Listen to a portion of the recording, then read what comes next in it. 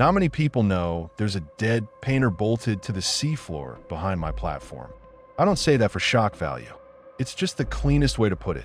When I still had the social life for dinner guests out here, when the supply boat would drop off a couple of friends or some woman I'd managed to talk into visiting my rusting little kingdom, I'd let that sentence slip over coffee or over a bottle of cheap rum, with the hull ringing softly and waves slapping the columns below us.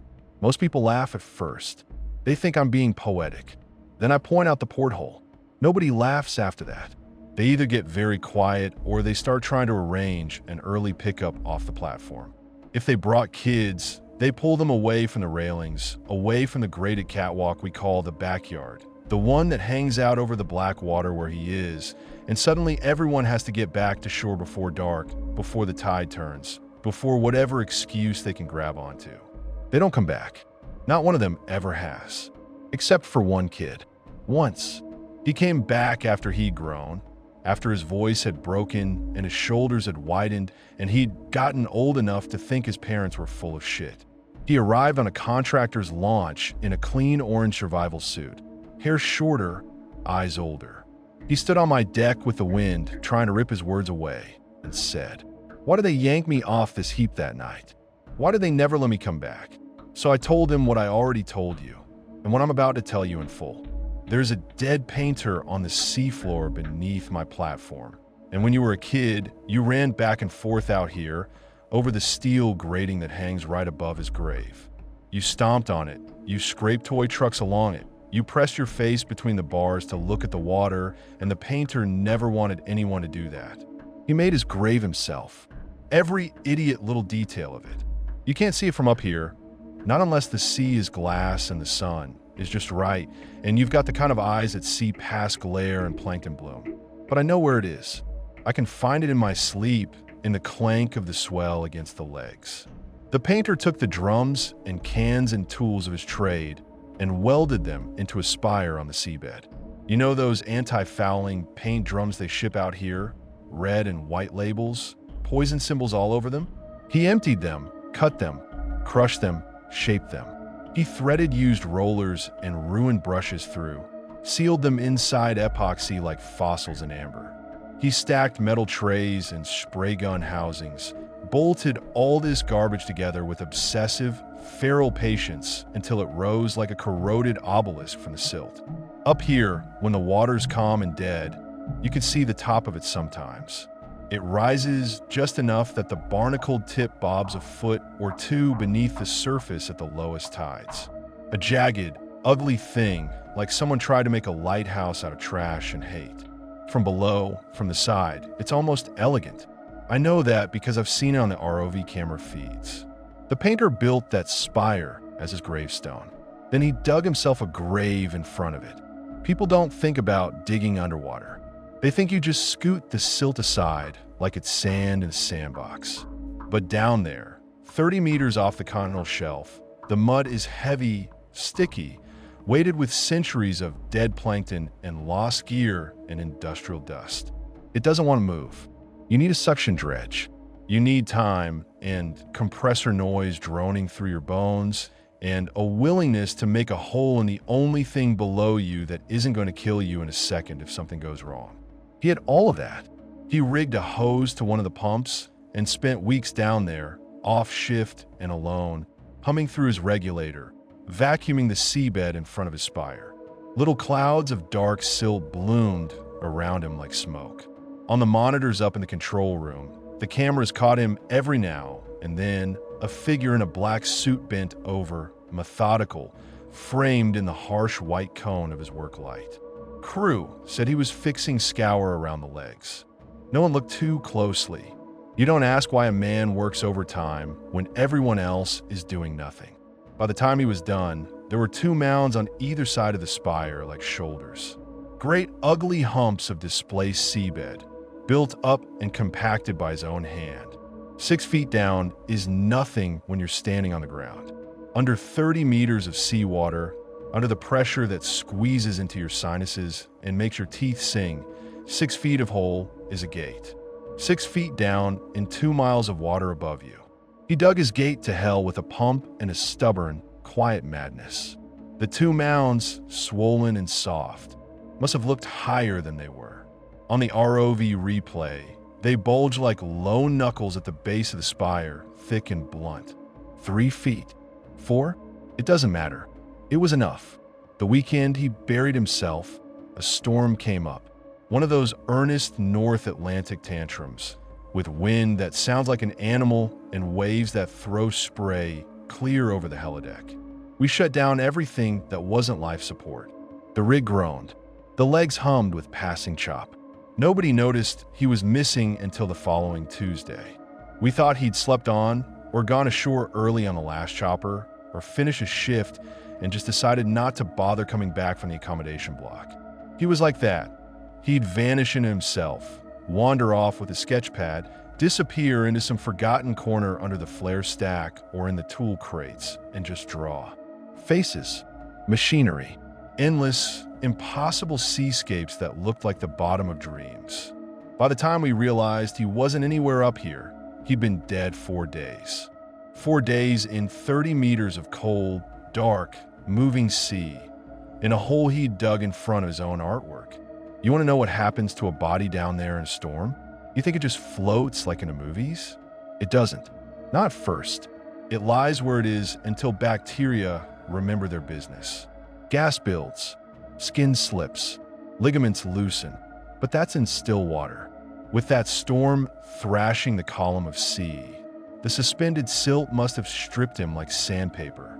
Every slap of current, every surge must have pushed and pulled on him, torn at his dive suit until it ruptured. The anti-fouling paint that he drank before he went down would have dissolved his insides into a viscous slurry.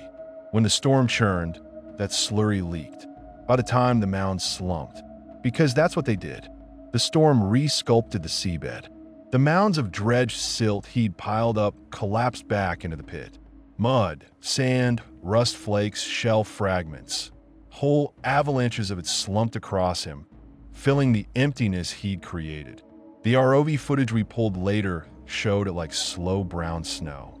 By the time the seabed flattened enough that it just looked like a slightly swollen patch in front of the spire, everything soft on his body must have been gone, torn away by pressure and motion, liquefied, absorbed into the new dirt over him. Only the heavy things stayed: bones, bootzolus, tools. The lower half of his legs were still recognizable when the ROV's light caught them through a veil of drifting silt. Brown fancy pants, that's what he used to call them. Stupid phrase. He'd bought them in some port boutique to impress a girl and never stopped bragging about how they were proper trousers, not rig trash. The fabric clung to his shins and ribbons. White bones showed through. His feet had lost their boots. No one knew about the body in the hole except his mother and me. She saw him before the storm buried him. She was a shore person, his mother, but she'd insisted on coming out on one of the visitor choppers the week before. Signed every waiver, ignored every safety brief. Tiny woman with hair like twisted rope and hands that never unclenched. He took her down in the bell, broke every rule, slipped a tender an envelope, and hustled his old woman into a harness. I was in the dive control room that day. I watched the monitors, watched the live feed from his helmet cam. I saw her standing on the seabed in that giant yellow atmospheric suit, one of the old ones we kept for equipment tests, not people. She looked like a cartoon person under glass. He'd painted little flowers on the helmet for her, in bright luminous paint that glowed under his light. There, at the base of the spire he'd spent months on, he stood his mother and made her look. I watched as she saw the hole. It was a fresh gouge then, the sides still smooth. The darkness at the bottom steady and unfilled. He panned his headlamp around, and I saw her shoulders start shaking inside the suit. Heard her breathing spike over the comms, ragged through the tinny speakers. He told her something I couldn't catch, something private. His voice went soft in a way I'd never heard. She started trying to claw her way back up the spire, her thick suit gloves scrabbling uselessly against the barnacles, against the welded paint cans. He had to grab her by the shoulder ring and drag her away, half carrying, half floating her across the silt. When they came back up, she wouldn't look at him. She sat in the decompression chamber with her hands clenched around the Bible she'd smuggled in, staring at the round window. I stood outside and watched her for hours. She wouldn't even look at me when I came right up to the porthole. Her lips moved, maybe in prayer, maybe in argument. 2 days later, she saw him in the hole again, this time as a corpse. She was on shore by then, in a cramped apartment that faced the harbor.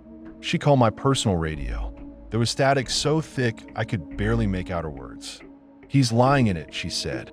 "He dug his own grave, and he's lying in it. He's in the black water. Get him out. Get him out." The storm was already building then. I told her we'd send a diver. Elite. We'd already shut down dives because of the swell. She kept calling through the night, same words, like a stuck record. By the next morning, she wasn't speaking at all, just breathing into the radio, shallow and wet. Some shore cop broke the door of her apartment around noon and found her on the floor, eyes wide open, staring at the thermal glass of the window. The harbor was just a sheet of gray beyond it, vessels bucking against their lines, spray hammering the glass. She'd lost something in that night, some thin tendon of sanity that had been holding her ribs in place. She never went outside again. She stopped eating unless they put the food in her hands. Stopped speaking except to whisper her son's name when the rain hit whatever window they sat her next to in the facility by the waterfront. You could smell the harbor from the ward, through cheap insulation and rusting frames. Oil and salt and piss and kelp. It drove some of the residents crazy by itself. It was none other than me who signed the papers that put her there. I'd known her boy since he came offshore his first hitch. I'd watched him shoulder more than his share of shit from his father, that dry bastard who thought artists were just failed men. I'd watched him knock the old man flat in a pub when he'd called his mother a whore. I'd shared cigarettes with him in the wind shadow of the crane. I'd seen his face when he got his first pay slip and realized he wouldn't be needing anyone's handouts anymore. I was the one who talked the hospital into taking her. I told myself it was mercy. There was nothing left behind her eyes but black water trying to come in. While she rotted behind whitewashed walls that smelled like disinfectant and brine, she let God and the North Atlantic do the thing she was too mad to do. Cover him. Wind, wave, silt barnacles. They buried her son where he chose to lie. Years later, when the company went bust and this platform passed from one shell corporation to another, when finally someone decided it wasn't worth maintaining and put up at auction for scrap, I bought it. I bought this whole creaking skeleton for myself from the painter's mother, in a manner of speaking. She was still alive, technically, when I signed the last transfer over in some portside office with mold on the ceilings and a view of the breakwater. She didn't know what she was signing. Her hand moved because the nurse moved it, but legally, the asset trail went through her. Some estate lawyer thought it was a joke. I got this place for pennies on the dollar. Less than a decent house inland. Less than a nice sailboat. Too much of a pittance to be a profit for them, but enough to gut my savings. After that, I did the most human thing I could think of and try to build a life here. I turned an abandoned drilling platform into a home. I fathered 5 children here, one for each of the women I somehow convinced to come out and try the offshore life with me. None of them lasted. Wives and children both. It wasn't the rust or the noise or the smell that drove them off. People can get used to anything given enough time. It wasn't the storms either or the way the whole structure shudders when a big one hits. No, they adapted to that. Kids made a game of it. They'd run along the corridors yelling with every tilt, pretending we were in a spaceship. They left after I told them about him.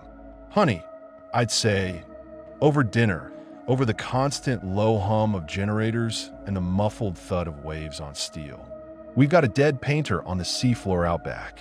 At first it was a joke, a macabre party story, something to make their eyes go wide, to prove that I was strange and interesting and full of secrets instead of just a man who smelled like diesel and salt. Then they'd realize I wasn't laughing. They'd walk out onto the back deck, onto the grate that hung over the water, let the spray dampen their shoes. They'd look down through the steel mesh at the black rippling surface and ask where. Right there, I'd say, pointing a calloused finger at a patch of slightly darker water where the mooring lines dipped. 2 meters out from the nearest leg, 6 meters down. He's lying front down in the silt, with his head toward the spire. Sometimes, if the light and mood were right, I'd show them the old ROV footage. It's grainy as shit. Cameras back then couldn't handle the particulates like the new ones. But you can still make out the shape of him, slumped in his own hole, his new grave half collapsed around him. You can see his legs, those stupid brown fancy pants. You can see the paint spire looming behind him, the top of it festooned with early barnacle colonies. Most of my partners made it through that much without bolting. What broke them was the reality that I hadn't done anything about it. "You never brought him up?" they'd ask. "You never called anyone?" "I did," I'd say. "I called. They said it would cost more than his life was worth to the company to mount a recovery. He wasn't a lost diver on a hose. He was a suicide in a wet grave. They wrote him off and cashed the insurance. His mother asked me not to disturb him, so I didn't. And you just left him there, right under us." Either not. They'd look out over the rail at the sea, and something in their faces would tighten. It's one thing to accept that you're living on an old piece of industrial junk.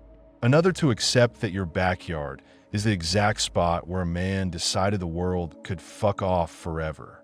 Within a month or a year, depending on their tolerance and my patience, they'd be gone.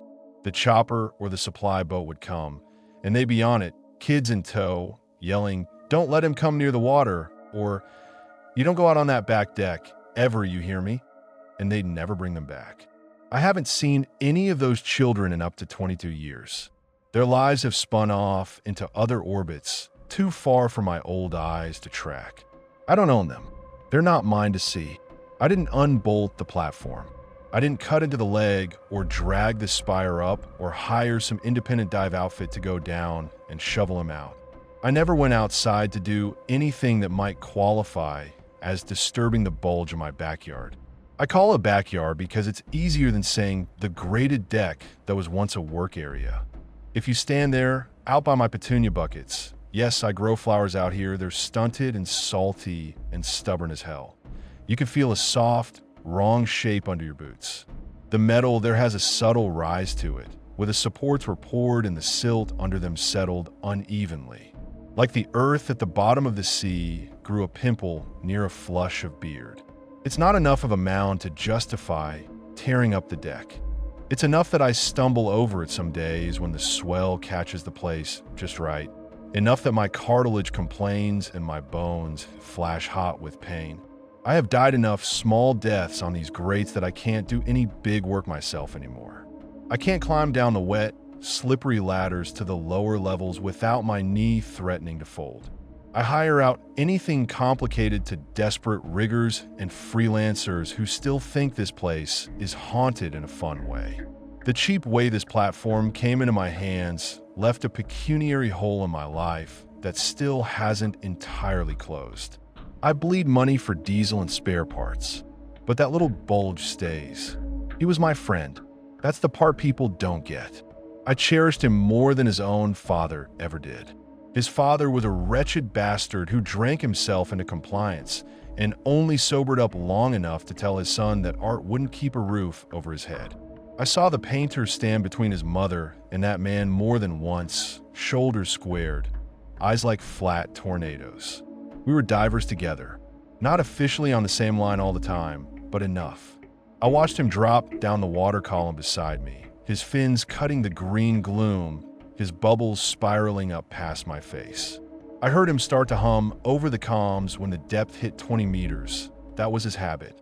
Some half remembered him, or an advertising jingle, or whatever was stuck in his head.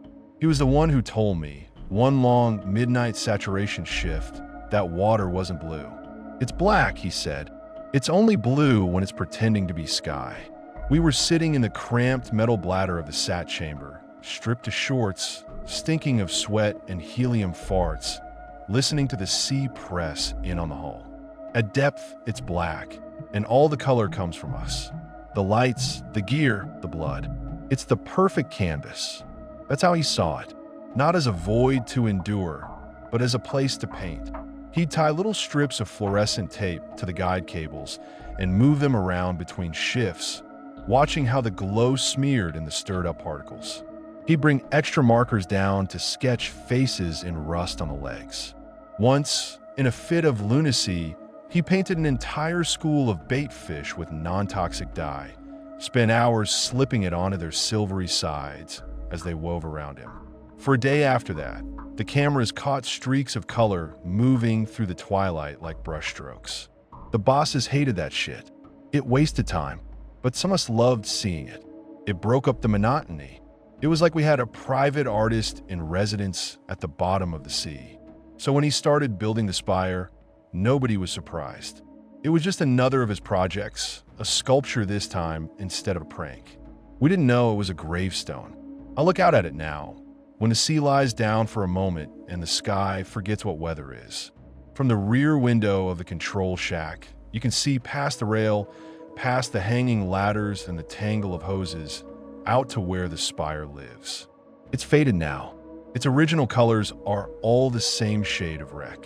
The anti-fouling reds and bright primaries have smudged into a uniform gray-green, masked under sea moss and barnacle crust. Sometimes it catches the light and flares a little like an old scar. It's conspicuous enough once you know where to look. Out past the last leg, toward the tree line that doesn't exist out here, just the horizon, it's the one fixed thing that isn't part of the platform. It's his. Beneath it, offset in front of it by about a meter, one stride of man who'd measured his own grave, are the remains of the dead painter. The dead friend. If you went down there with good kit and better lungs, and you dug, I'm certain you'd find him. Bones wrapped in the tatters of brown trousers. Between the grains of silt, infused in the cold mud, you'd find the poisons he swallowed, the paints he drank to kill himself.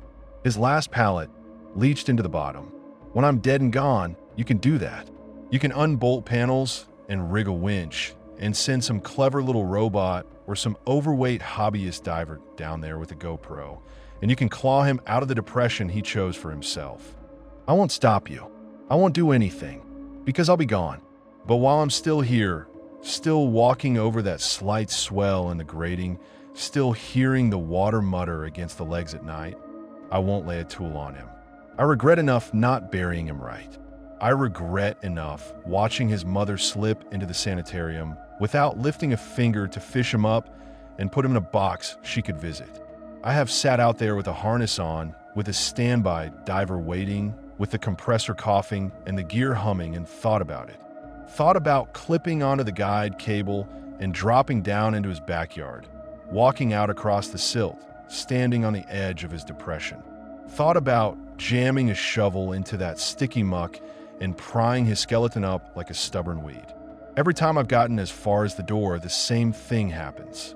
The hole starts knocking. You know how steel can carry sound. A tap in one place becomes a feeling everywhere. The first time I heard it, I was half drunk and I thought one of the mooring lines had snapped or a fender was bumping wrong. 3 slow knocks, each exactly spaced. They came from down, not from out. From underneath, where the legs meet the seafloor. It hasn't happened often, maybe only a dozen times in all these years. Always when I'm thinking too hard about him. Always from that same direction, that same depth. I know every sound this structure makes. I used to do integrity checks for a living. I know the difference between a loose bracket and a shifting joint. This is different. This is like someone wraps their knuckles 3 times on the underside of the world. After the 3rd knock, I always find some excuse to stay topside. Cowardice, respect, superstition, call what you want. I call it my remaining moral fiber. When I give up this place, when the diesel tanks finally run dry, or some storm bigger than all the others shears a leg, or my heart decides it's done, and I slump over in the chair with the radios crackling. I've already arranged for the ownership to pass to you. Not you specifically, maybe whoever you are when you're hearing this. A name on paper that will mean the one who care enough to listen. I don't have anyone else to leave it to. The kids don't want this rusting coffin. The wives would burn it if they could. The company doesn't exist anymore. You'll inherit the control room and the leaking pipes and the empty bunks and the petunia buckets. You'll inherit the spire. You'll inherit the grave. You'll be the only person, then, who can decide for my painter friend. Do you leave him to his chosen water and his saturated sleep? Or do you do the proper thing, in the way people like to talk about proper things, and cut him out? Do you wake him up, drag him through 40 years of silt and rust and mussel shell, chuck what's left of him into a plastic coffin, and give him some kind of God's burial back on land? He's been lying there almost 50 years now. 50 winters of storm and salt and slow rot. His bones don't care either way. I'm the one who cares. For me, humor an old man. Think of it, if you have to. Let the idea sit in your skull like a small, sharp rock. But don't do it. Don't act on it. Not while there's still breath in me. If you feel compelled, if the idea of an unfinished grave gnaws at whatever sense of order you've got, go out on the back deck instead. Go out to the grating above him with a marker or a stencil or a bit of scrap metal and stick a sign in the mesh. I don't care what it says. Here lies an idiot. Do not disturb. Beware of art. Stick a knife in the deck if you have to. Make some symbolic gesture and convince yourself it's enough.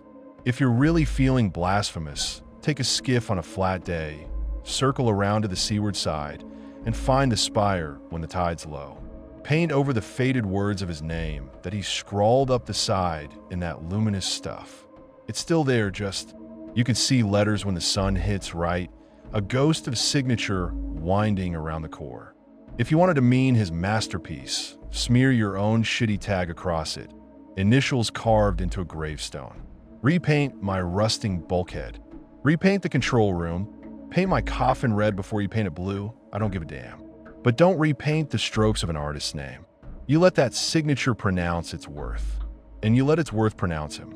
If his work has any value, it'll outlast both of us. It'll stay down there, watching with its blind barnacle eyes, while our breath gets recycled by other things. If it has none, if he was just a bored diver with a flair for melodrama, then it doesn't matter what you do. The sea will strip his name along with everything else. If you outlive me, and someone tags you in registry documents as the new owner, take one thing from me along with the liability and the rust. When you bury me, don't put me near him. Get my remains off this rig, off this patch of water. Take me back to shore. Plant me in a plot near my mother's grave if there's any space left. She's in the little cemetery up the hill from the port, the one with the cracked white crosses and the smell of salt even when the wind's raw. Don't bury me near my father. Don't put me near my children. They've earned the right to forget me. Their lives have taken roads I don't deserve to walk, even 6 feet under. If there's any mercy left in the world when my heart stops, I'd like to spend whatever comes next lying in dry ground, with my head turned toward my mother's bones. I lie just once more to feel like I could rest it on her lap and let out 70 years of breath without it coming back tasting like diesel. I don't know what compelled my friend to choose paint over air, to choose silence over the grinding noise of compressors and fathers and bosses. I've made up 100 stories over the years because the human brain hates a blank. Maybe it was his mother and the guilt she carried in her tiny shoulders. Maybe it was the way the sea kept giving him images he could never fully put on paper. Maybe he saw something down there in the black that he knew would never let him come back all the way up again. I don't know, and I don't want to. Not really. I don't want to meet him in any heaven or hell or saturation chamber beyond this one. I don't want to turn around in some shining afterlife and find him standing there dripping, asking me why I didn't come down when he started knocking. I want his spire and his memory. I want the way he laughed when his bubbles hit my mask. I want the smear of luminous paint he left on the inside of the bell once, the curve of a wave, and the tiny, stupid stick figure surfing it. Not the truth that led to any of it, because truths down here are heavy. They sink. They drag you by the ankles when you think you're just stepping into shallow water. I skipped something back there. I mentioned the kid who came back, the only one who ever did, then walked right past it like it was nothing. It wasn't nothing. Nothing out here ever is, not if it's tied to that patch of water. He arrived on one of the contractor boats. You know the type? Low, ugly things painted a color that was bright once, now just scraped and salt-burned, diesels coughing black into the air. I heard the engines change pitch as they came alongside. Even before I stepped out, I knew it wasn't just groceries and spare filters. The sea was calm that day. Too calm. The platform barely swayed. When the metal doesn't complain under your feet, it starts to feel like you're the thing trembling. I walked out onto the main deck, squinting through the glare. Crew were winching up crates, laughing, shouting about nothing. And he was there, standing off to the side, helmet under his arm, hair shorter than I remembered, shoulders broader. I knew him from the way he stood, braced like he was still waiting for the deck to buck even though it wasn't moving at all. He saw me, and his face did this weird thing, like he couldn't decide whether to smile or spit. So it's true, he yelled over the engine noise. You're still up here. Where else would I be? I shouted back, and it came out harsher than I meant. We got him over the rail, did the usual bad jokes and handshakes. He gave a fake name on the sign-in sheet, some contractor alias, but he wrote it with the same type. Careful letters he'd used as a kid on the little notes he'd leave near the coffee machine. His eyes kept sliding past me toward the back of the platform, toward my so-called backyard. He waited until the boat had shoved off, until the engine noise faded into the low rush of the sea. Then he followed me like a shadow into the galley. He didn't take off his survival suit, just unzipped it halfway, the bright orange hanging around his waist, leaving the black underlayer clinging to his chest. He sat at the table where my wives used to sit, where my kids used to smear jam and drop forks through the slats to the lower deck. He put his elbows down on the battered metal and said, "Why do my parents drag me off this platform like it was on fire?" "No hello," I said, "because I'm a prick even when I'm glad." "No, good to see you." "Is it?" he snapped. "Good to see me? You remember that night?" "I don't. Not clearly. I remember my mother screaming. I remember my dad yanking me up the stairs. I remember your hand on my shoulder and you saying something about not looking back. They never told me what the hell happened. They just banned your name in the house and told me if I ever set foot on this rig again, they'd disown me." He was breathing hard. I could smell salt on him, sweat, and that synthetic chemical tang of new gear. His eyes were too sharp, like he hadn't been sleeping much. I poured coffee because I didn't know what else to do with my hands. "You stepped where you shouldn't," I said. "That's all." He stared at me. "We're floating in the middle of nowhere on a rusting spider. Everywhere is where you shouldn't." "You ran out on the back deck," I said. "You remember that? Running around?" he said slowly. "In the dark. I remember you shouting at me to stay away from the rail. I remember the water looked weird, like it was shining even though there was no moon." "Storm was coming," I said. "Water does that sometimes, gets that flat, greasy look, like oil." "You were stomping around right over his grave. Your parents saw where you were, realized that was his grave," he cut in. "They knew. Your mother did," I said. "Your father knew enough. And they just come from visiting his mother. Remember that? The old woman with the rope hair. Your mom told me later she'd gone to see her, and the poor thing was sitting by the window, staring at the harbor like it was a TV, mumbling about her boy lying in a hole." He swallowed. "They never told me any of that." "No," I said. "They wouldn't. I thought you were just weird," he said, voice going ugly on the word. "Eccentric. The haunted rig guy my parents hated. I thought they overreacted because they always overreacted. I've been out on boats for 6 years now. I've seen real shit. People overboard, lines snapping, men crushed between hull and dock. And all this time they were protecting me from a corpse on the bottom. From the idea of one right under your feet," I said. "Not the same." He slammed his hand down on the table. The mug jumped, scalding coffee splashing onto my knuckles. The metal rang. "They treated this place like it was radioactive," he said. "Like if I even saw it on the horizon, some curse would climb up the water and into me. You know what that does to a kid's head?" "I can guess. I said, sucking burned skin, feeling the heat go sharp then dull. You're the one who came back. That's why, he said. If something scares them that bad, I want to look it in the eye. You think the ocean's got eyes? I asked, more gently than I felt. He looked past me, out the porthole, out toward the calm strip where the spire lurks. I think you do, he said, and I think you're not saying something. We went out to the back deck.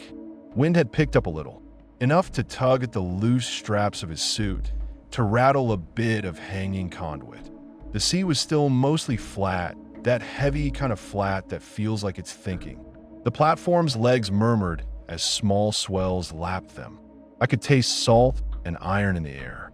He walked right to the graded section, the part we used to lift equipment straight from supply boats. Stood right where he'd stood as a kid. All those years ago, toes at the edge, fingers curled in the safety rail. Here, he said. Here, I said. He looked down through the mesh. You couldn't see much. Just the surface, dark and shifting. A bit of foam bumping against the steel. The pattern of the light moving under the grating is the same as it's always been. Warped, broken, hypnotic. How far down, he asked. 32 meters, I said. He whistled softly. And he's just lying there. He's not going anywhere, I said. He turned on me fast. And you never what? Put on a harness? Went down there? Called the Coast Guard? Nothing. I called. I said, you think I didn't? I talked to the dive supervisor. I talked to the company rep.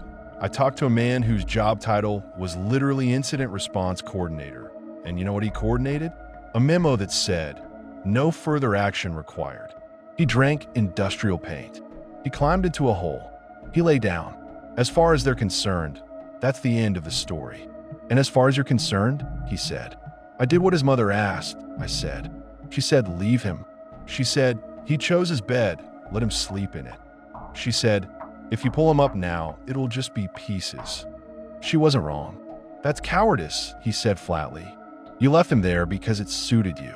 Because hauling up a corpse would have cost you money and sleep.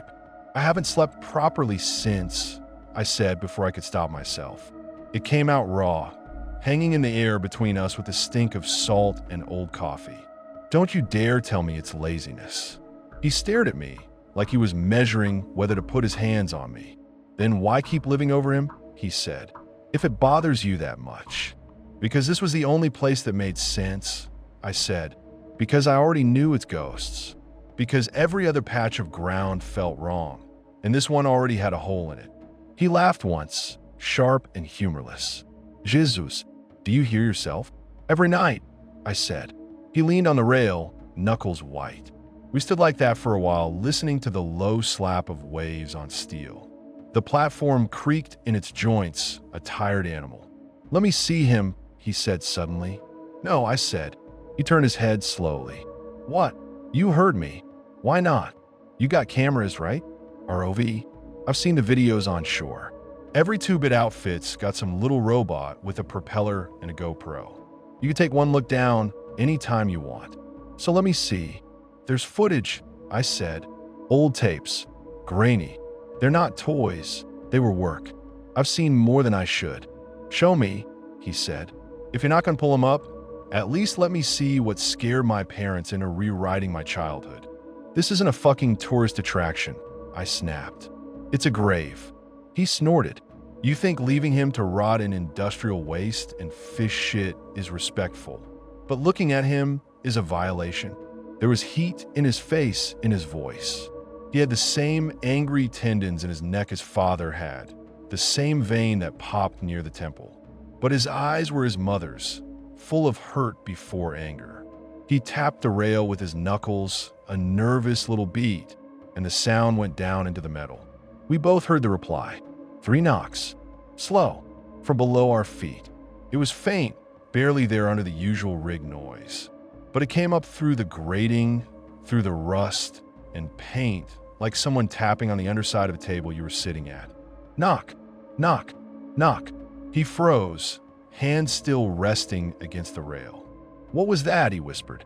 Still complaining. I said, automatic, the lie worn smooth by use.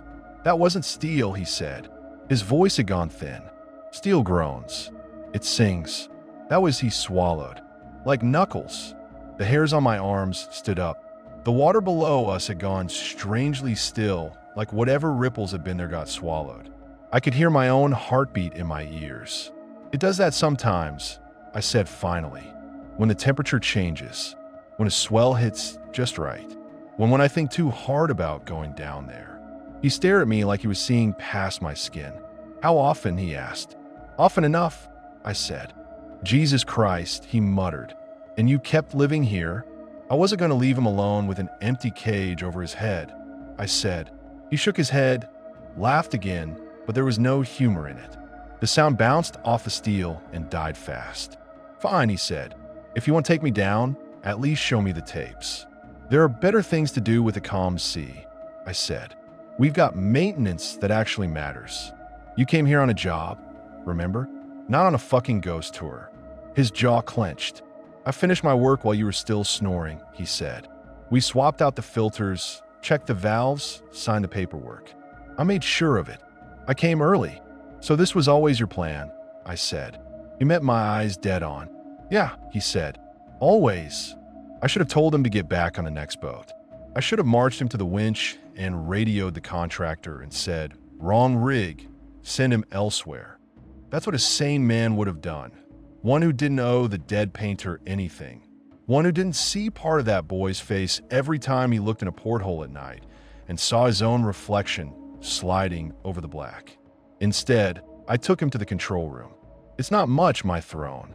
2 battered swivel chairs, a bank of old monitors, a newer flat screen bolted to the wall, radios hissing softly, panels of switches that don't do anything anymore except comfort my hands. The air in there always smells faintly of ozone and cheap air freshener trying and failing to mask mildew. I pulled open the metal cabinet where I keep the old tapes. Real tapes, not files, thick plastic cassettes from when we still recorded everything to physical media. They rattled against each other like bones. He reached in and grabbed one without looking at the label. That one's from a leg inspection, I said. You want the right. I want whatever's closest, he said. If this is bullshit, I'll know in 5 seconds. We fired up the old machine. It whined and clicked like it hadn't been touched in a decade, which it hadn't. The screen flickered, smear of static, then resolved into a jittery, greenish-gray view of the seabed. The ROV spotlight cut through suspended particles. The leg of the platform loomed like a rusty tree trunk. The painter's spire hung there in the frame, off to one side. Not in full, just the middle section. Barnacles like scabs, long strands of weed fluttering. You could see the top of one of the silt humps beside it. Jesus, the kid whispered. You weren't kidding. We watched the ROV drift closer, operator's hand clearly shaky even through the machine. The camera panned down. The light slid across the mound. For a second, you saw something pale sticking out of the mud, like a cable but wrong. Rounder. Knobby. Is that his? The kid started. The tape cut to static. Loose connection, I said. My throat was dry. Old gear. Play another, he said. We did. Tape after tape. Different angles. Different days. In some, the silt was thicker, blooming up around the spire like smoke. In others, the visibility was weirdly good, the water clearer than it has any right to be down there. The spire looked taller in those, more imposing. You could see the welded brushes encased in resin, green fuzz waving gently off them like hair. In one, a crab the size of a dog scuttled across the frame, stopped dead in front of the mound, and raised its claws like it was arguing with the dark. Can you go back? The kid asked. Right there, where the light caught that edge. I tried. The machine complained. The image warped. For a moment, the screen showed something I still don't know how to explain. Not bones, not clothing, colors, not the dull green-brown of the seabed, not the white glare of the light, but streaks of pigment swirling in the water, like someone had opened a tin of paint and poured it into a slow whirlpool. Reds, blues, yellows, all muted by depth, but still unmistakable. The swirl moved against the current. It coiled, hesitant, like it was examining the lens. Then the tape jumped, screeched, spat itself out into my hand. The kid looked at me. "That happened a lot?" he asked. "No," I said. "That was new." He laughed once, but he sounded like his lungs were made of sand.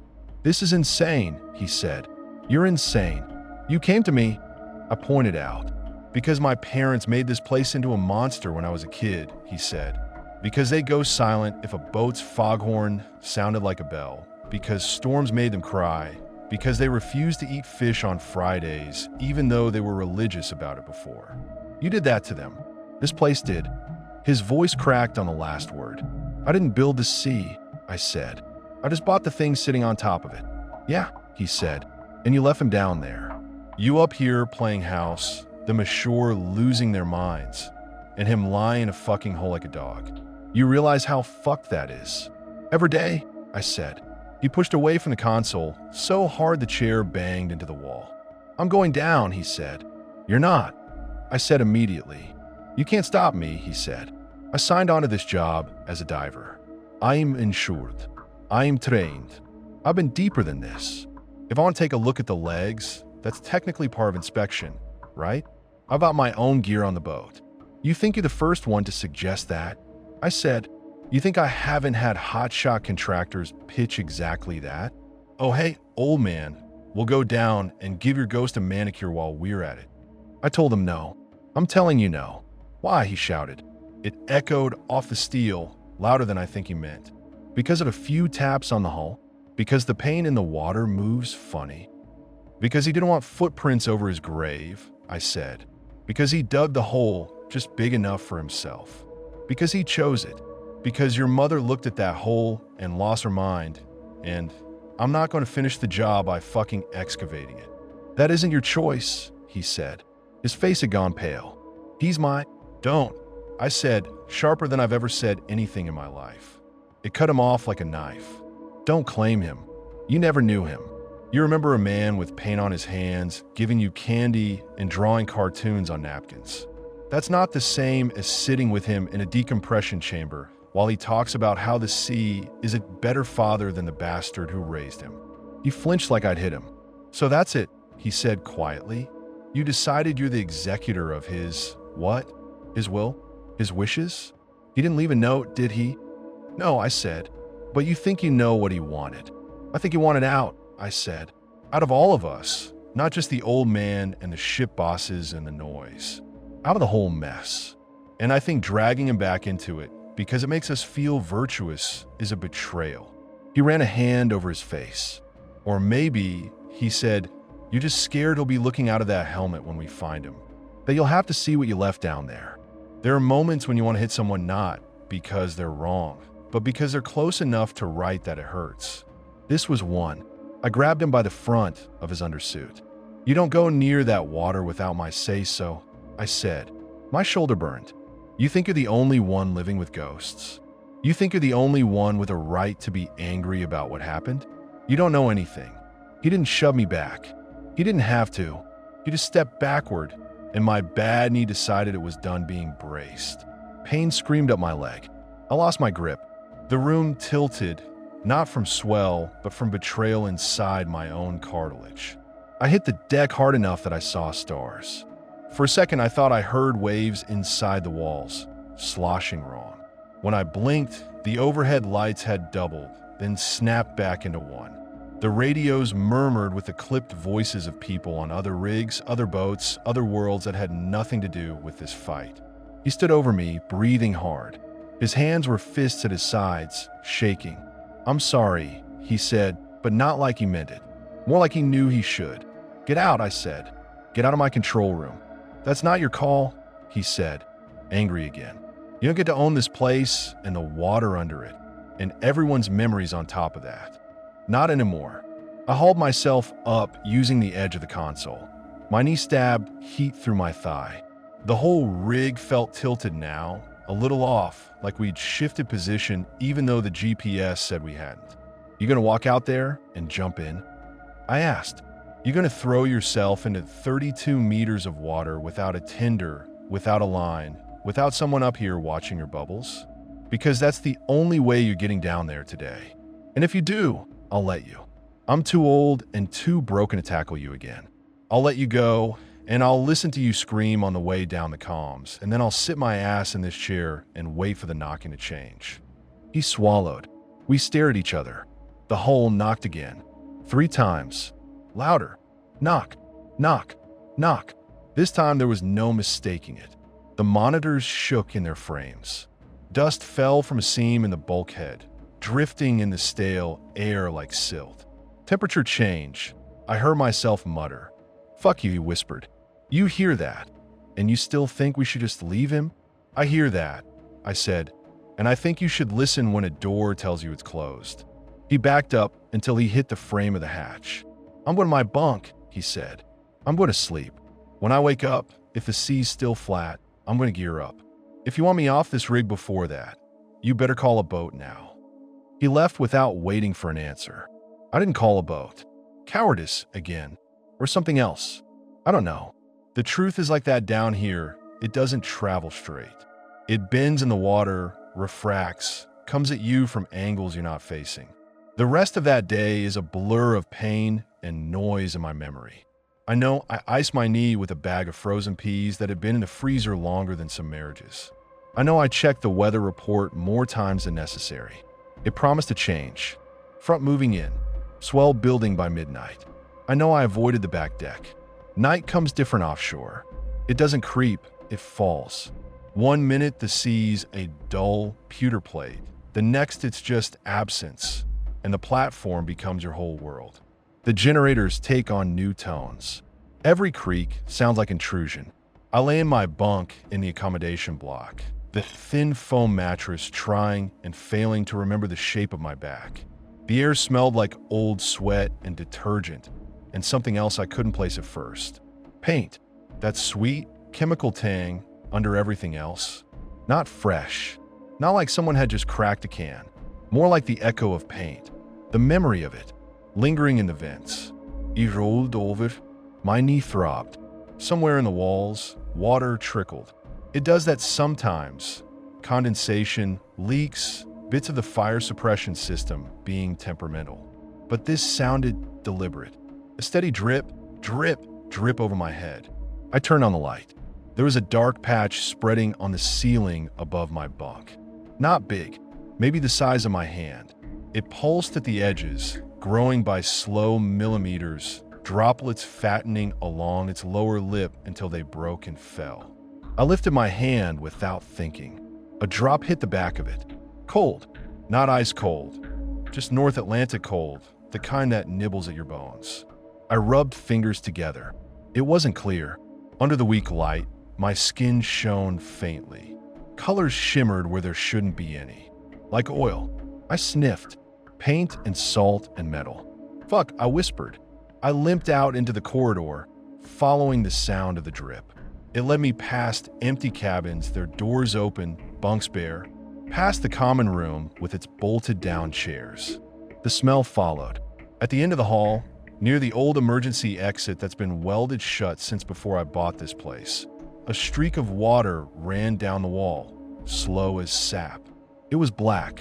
Black not like mold, not like rust, but like the sea when it's too deep for sunlight to bother with. When I looked closer, I could see veins of color in it. Blues, reds, yellows all washed out, sliding around inside the black. Like runny paint. A wave hit the legs outside. The whole rig shuddered. The streak shivered, beads of it breaking loose. Running faster, I went back to the control room. The kid wasn't in his bunk. Of course he wasn't. His gear bag was gone. His civilian clothes were still in a pile on the floor. He was waiting in the control room instead, sitting in my chair, helmet on the table beside him. "You hear it?" he said, without turning around. "Hear what?" "Elite. The water," he said. "It's inside the walls. It's in the fucking vents." I try to sleep. I can't. Every time I close my eyes, I saw that mound on the tape. I saw him under it. I saw, I don't know, colors, like the ones in the leak in the corridor. I sat in the other chair because my legs weren't going to hold me much longer. "You saw that too," he said. "Don't bother denying it." "Rig's old," I said. "Seals go. Paint and everything. You mix seawater with 40 years of shit, you're gonna get weird stains. He turned and looked at me like he might reach across and throttle me right there. I'm going down, he said again, but there was less heat in it now. More desperation. The swell's picking up, I said. I could feel in the floor. A slow, heavy lift, like something underneath had rolled over in its sleep. You go now. We're gonna be a yo-yo on a string. Visibility will be shit. I grew up on boats, he said. I've dived in worse. Not with that under you, I said, nodding toward the window, toward the black shape of the backyard. Not with something down there that isn't finished with itself. What does that even mean? He snapped. You talk in riddles because it makes you feel wise? You're just an old man sitting on top of someone else's mess. Yes, I said. Exactly. He blinked. I don't think he expected that. So he said, you gonna let me clean it up? You can't, I said. You can disturb it. You can stir it. That's not the same thing. He stood up, paced to the window, stared out. The glass was black, reflecting us back like ghosts. Two pale, faces floating in a rectangle of dark. You know what my mother did when it rained? He said. She'd go quiet. Didn't matter what we were doing. She'd just stop like someone hit pause. Then she'd get up and close all the curtains. My dad would pretend not to notice. I'd hide in my room and watch the water run down the glass through the crack in the curtain. I thought she was afraid of storms. Only later did I realize she was afraid of what she saw through them. He looked at me over his shoulder. She saw him, he said. Didn't she? In the harbor, in the reflections, in the way the water moved. She saw him lying in that fucking hole every time it rained, and you let that go on. She saw something, I said. I don't know if it was him or the shape of what she'd lost or the way the lights in the harbor bounced off the chop. Grief makes ghosts out of anything that moves. I'm not grieving, he said. I never knew him. I'm just angry and curious and sick of being told the water is more important than the people in it.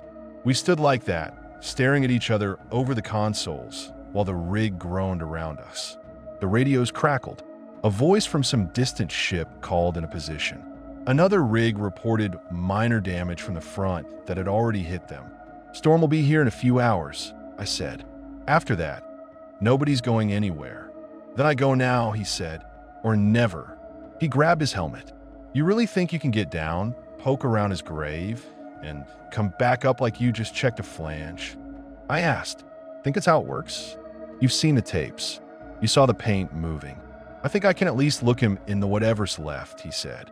And then maybe I'll know whether all of this was worth it. Knowing doesn't fix anything, I said. Not knowing is killing me, he said. He walked out, his footsteps loud on the metal. I sat there, my hands on my knees, feeling the vibration of the platform increase as the first real waves hit. I should have followed him. I should have physically blocked the wet room door. Instead, I watch him on the monitors. There are cameras everywhere on this tub. Most of them don't work anymore. The ones that do show empty corridors, empty decks. For a moment, I felt like the only breathing thing out here. Then I saw him in the prep room, wriggling into his suit, checking hoses, clipping weights. He worked fast, angry, but he wasn't sloppy. Muscle memory took over where his head was a mess. He stepped out onto the lower deck, the one under my backyard, where he used to stage dives. The sea was starting to heave now, lifting and falling against the legs. Spray blew sideways in sheets. He hit the switch for the deck lights. They flickered on, turning rain into chains of silver. He clipped onto the descent line we'd left in place years ago, more out of habit than need. It ran from the deck, cleat down into the dark, disappearing just a meter or two below the surface. He looked up once, squinting toward the camera. I couldn't tell if he was looking at me or just at his own nervous reflection. Then he put the regulator in his mouth and stepped off. There's always that first second when a diver goes from being in air to being in water, where you can tell they're rewriting their entire body's understanding of the world. His shoulders hunched, then relaxed. Bubbles roared up around him. He sank, feet first, guided by the line. The surface swallowed him. I flicked on the old dive audio, even though I knew it probably wasn't connected. Static, a whisper like far-off rain. The hull knocked. 3 times. The sound rattled my teeth. Too late, I muttered. He's going anyway. I watched his form slide down through the cone of the deck lights. At about 10 meters, he vanished into the murk. The light only carried so far, and below there was just suggestion, a darker dark. On the monitor, numbers climbed as the depth gauge ticked. 5 meters, 10, 15, the radios hissed. A voice cut through, clearer than it had any right to be. "Reading you," it said. "Say again, diver." I fumbled for the mic. "You down there, kid?" I said. "You hearing me? Call your depth." Static. Then, 15, he said. His voice sounded wrong. Thinner. Could have been the gear. Could have been something else. Feels weird. "That's nitrogen," I said automatically. "Keep your head. Watch your line. Call it again at 20. He didn't. The gauge climbed. 20, 22, 25. At 28 meters, the audio squealed. I yanked the volume down, heart punching my ribs. "Say again," I said. "Light," he whispered. "Too much light." I looked at the monitor. There was nothing but black. "Visibility shit down there," I said. "You're not seeing anything. It's your brain. Narcosis. Call your position and stop where you are." "It's like someone peeled the sea open," he said. His breathing was coming faster now, loud over the line. "It's bright below me. Not from above. From down." A wave hit. The platform lurched. The monitors swung on their brackets. The depth gauge jumped to 31 meters. "You're there," I said.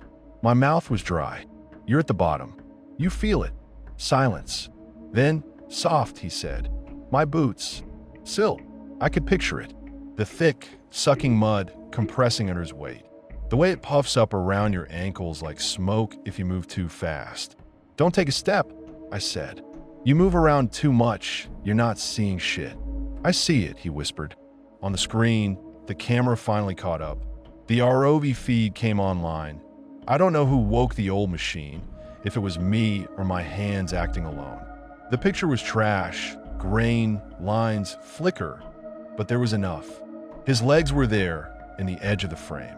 Fins stirring lazy trails of silt. The beam of his helmet lamp sliced forward, cutting through the dark like a sword. The spire rose ahead of him, taller than I remembered. Shadows feathered off it like ink dispersing.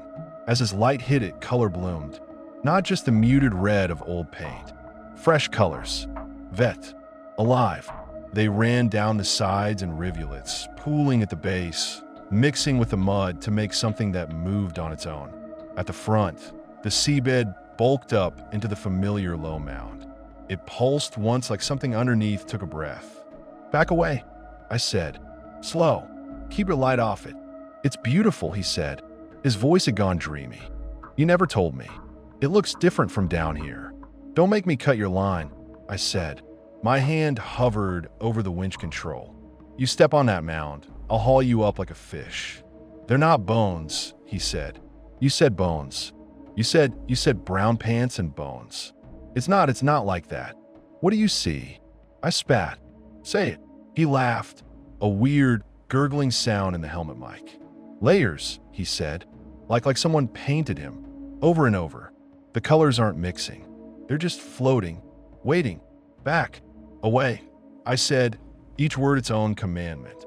"Now." He took a step forward. I saw the puff of silt, the way his fins sank deeper than it should, like the ground gave way. The light swung crazily as he pinwheeled his arms to balance.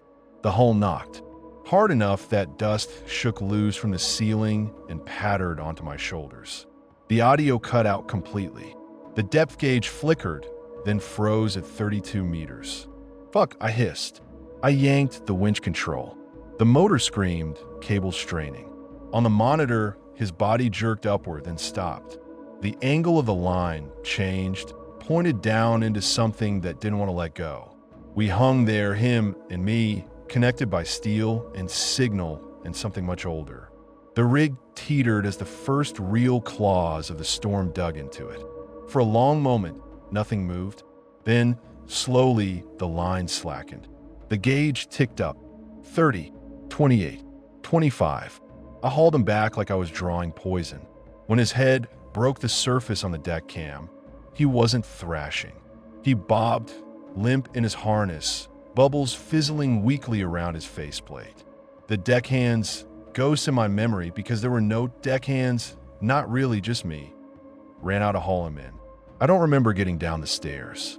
1 second, I was in the control room. Next, I was on the lower deck, stumbling toward his gray shape slumped on the grated floor. I cracked his helmet seal with fingers that felt like they belonged to someone else. Air hissed.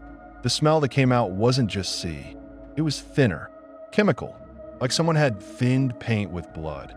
His face was pale, eyes wide open, mouth slack. Breathe, I snarled because people say idiots things in emergencies. Don't you fucking die here too. He coughed. Black water spilled out of his mouth and splashed onto the deck. It spread in a fan, not clear, dark with streaks in it. The rain hit it and beat it off like the water didn't want to mix. He gasped again, dragged air in like he'd been denied it longer than any dive should deny you. Did you cut my line? He croaked. I should have cut your head. I snapped because my hand was shaking. What the hell happened down there? He stared up at the low clouds, rain hitting his face, running into his hair. It smiled, he whispered. My blood went cold. What did? The hole, he said. The paint. The spire. I don't know. It opened. Like a mouth. All the colors, they pulled inward. Like he made a weak gesture with his hands, fingers curling. Like a grin. And there was nothing under it. No bonus. Just space. Deep. And I stepped, and I fell, and something pushed me back up. You were on the bottom the whole time, I said. You didn't fall anywhere. Depth never changed. He barked a laugh, then winced and clutched his ribs. You think those numbers mean anything? He said. That gauge isn't reading. What's under there? Rain was hitting harder now. The deck was slick. The black puddle near his ear was thinning, washing toward the scuppers. But it left a stain on the metal that looked like someone had pressed a hand there. Too many fingers. Wrong angles. We're done, I said. You're going inside. You're getting warm. Then you're getting the hell off my rig on the first break in this weather. He didn't argue. That's how I knew he'd seen something real. People who see nothing always want to go back. He walked unsteady toward the accommodation block, wrapped in a towel, leaving wet footprints that looked darker than they should. I followed. The smell of paint followed us. The drip in the corridor had stopped. The streak on the wall was gone. Only a faint discoloration remained, like someone had wiped it away with a cloth. By morning, the storm had thrown itself at the rig and broken. The sea had white caps, and the air tasted clean for the first time in weeks. We got a window long enough for a boat to come in close without getting its hull crushed. He stood on the deck in his civilian clothes, gear bag slung over his shoulder. His eyes were hollowed out, like he'd spent the night scraping something out of his skull with no tools. You're really going to stay, he said, not looking at me. I've stayed this long, I said. You should have come down yourself, he said. If you'd seen it, you'd. I've seen enough, I said. I've seen men drown in 6 inches of water. I've seen welders fry themselves between hull plates. I've seen the sea climb stairs. I don't need to see whatever the fuck that was to know it wasn't meant for me. He tightened his grip on the bag strap. You're a coward, he said. Yes, I said. I am. You still getting on that boat? He hesitated. For a second, I thought he might throw the bag down and push past me back inside, run for the gear room again. Then the boat's horn sounded, low and impatient. He flinched. I told my parents I'd never come back here, he said. I broke that promise. I thought I'd feel, I don't know, freed, like I'd taken something back. But I feel worse. That's how the sea works, I said. It doesn't give you closure. It gives you more open. He finally looked at me. If you ever change your mind, he said, if you ever decide to do the right thing and pull him up, call me. I won't, I said. Change my mind, I mean. I don't have that much time left to be someone else. Then I'll come back when you're dead, he said. His voice didn't have any heat left. Just flat, exhausted promise. I'll dig him out myself. I'll make sure he's not stuck under your guilt anymore. You think death is a stuck thing? I asked, "You think moving bones moves anything else?" He shrugged. "I think it'll make me feel better," he said. "That's enough." The boat horn sounded again. He went down the ladder onto the bobbing deck. The crew cast off. The gap widened. He didn't look back. I stood at the rail until the boat was a toy on the mottled sea, then a speck, then gone. That was the last time I saw him. He never came back, not while I've been alive. Maybe he moved inland, like he joked he never would. Maybe he kept working on boats until one day one of them didn't come back, and the water decided it wanted him more than whoever it had already taken. Maybe he's somewhere right now, sitting in a bar that smells like spilled beer and stale perfume instead of salt and grease, telling some uninterested stranger about a rig with a dead man under it and an old bastard on top. I don't know. What I do know is that the knocking hasn't stopped. Some nights it's soft, a reminder tap, a still here. Other nights it's louder, in sync with nothing, from directions that don't exist. Above, below, from inside the walls.